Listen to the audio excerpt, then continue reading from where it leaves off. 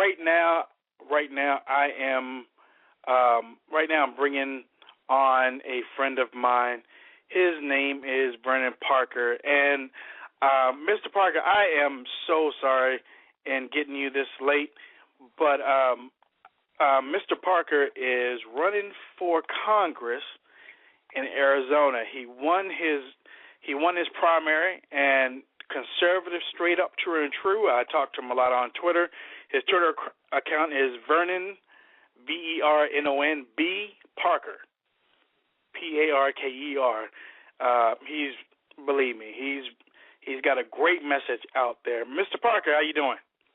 Awesome. Thanks for having me on. It's a real pleasure. I'm so glad to get you on. Well, I'm out here with the great Congressman Artur Davis is out here stomping for me. So we had a big event in Phoenix, and he's sitting up in the front seat with me right now. And wow. Yeah. Would you like to say? I sure would. Say hi to you? I sure would. Hey, Congressman, this is Mr. Wayne Dupree. He's one of the biggest Twitter handles around. He's his radio show. Wayne, good to talk to you and your audience. Mr. Davis, how are you?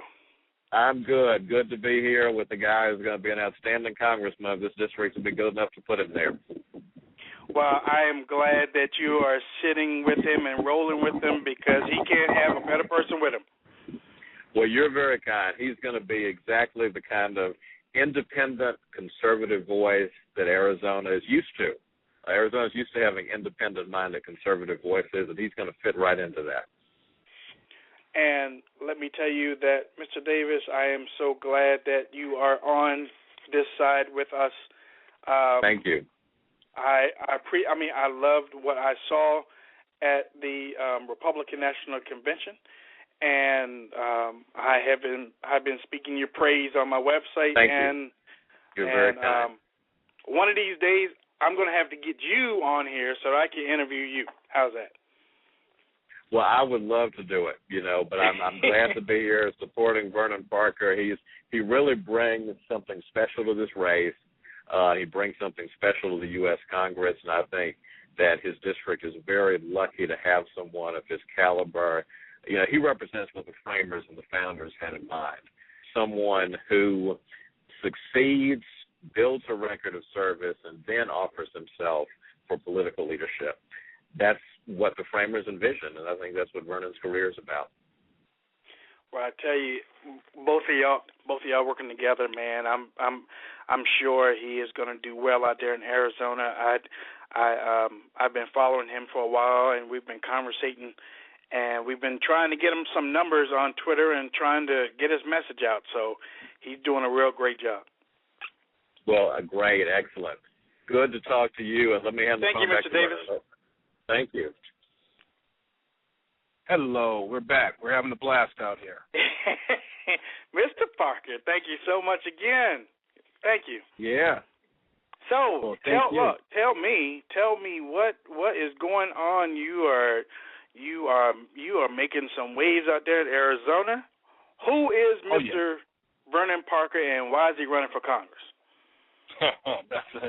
Well, I am just an ordinary person, just like everyone else, who has the same concerns that we need to restore and retain the greatness of this country, and we need to bring it back to what the great Ronald Reagan said. He said we are a nation with the government, not the other way around. We can no longer go down the path where government handouts become a government handcuff, and I tell you, as he also said, the best social program we can have is a job. And we need to, so I am definitely running to make sure that future generations can inherit the greatness of this country and to make sure that they have the same opportunities that I had. And I see those fleeing from it. But it will be a blessing to get to Congress and be a reasonable voice as to what this country used to be and what it's going to be. Beautiful. Now, you have a challenger out there, a Democratic challenger, Kirsten Sinema. Is that her name? Mm-hmm. And Okay, and your race is kind of unique because you also have another candidate that is a libertarian, Powell Gamble. Is that his name? Yeah. Powell Gamble, I think that's his name. Gamble, yeah. Now, I saw the beginning or some highlights of a debate, and I was surprised to see Mr. Gamble saying don't vote for anybody. Now, I mean... Yeah, that was bizarre. I mean, he's on the ballot. He's on the ballot, but he says don't vote for anybody. I mean, wow. Yeah, wow. That was.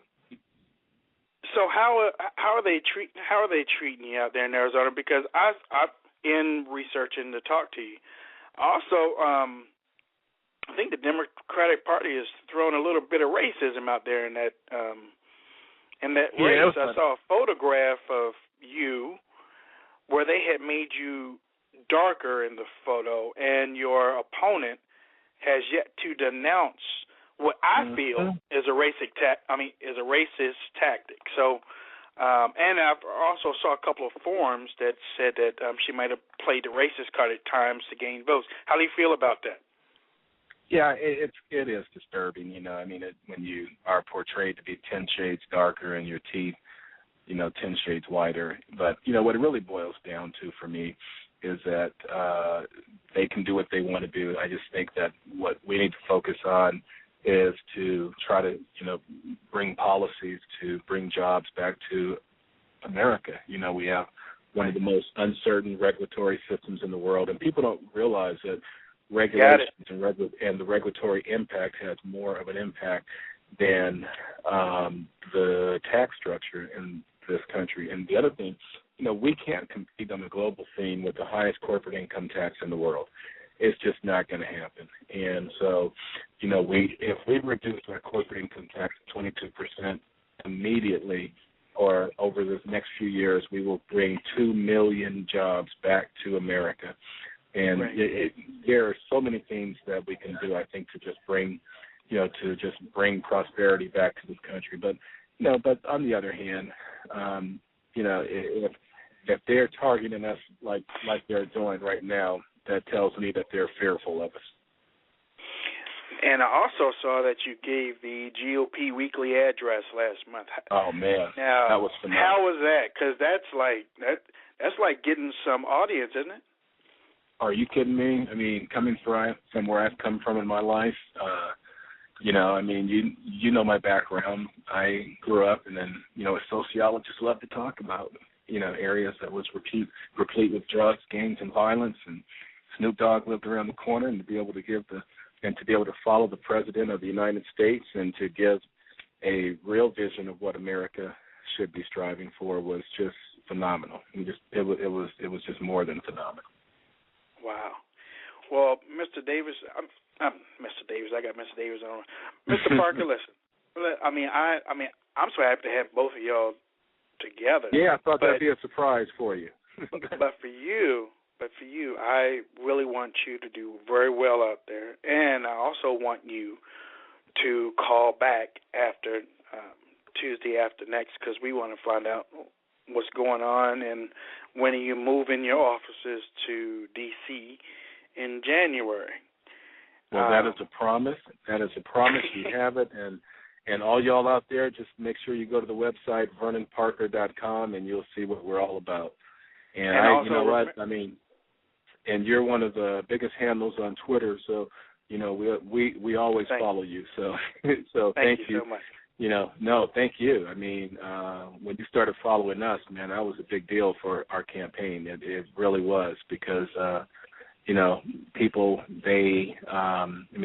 you're big out there, so we really appreciate it. Well, hopefully I can get bigger, but we need to get that message out there. But Mr. Parker, I appreciate everything you've done. Y'all, he's on Twitter, Vernon B. Parker. Vernon B. Yeah, we just went over 9,000 followers today, which was good for us. we need to get you at 10,000. Yeah. So there we go. If you have anything that you need from us, you just let us know. But thank you so much for the interview. Thank you for having us. Okay. All right. Thank you.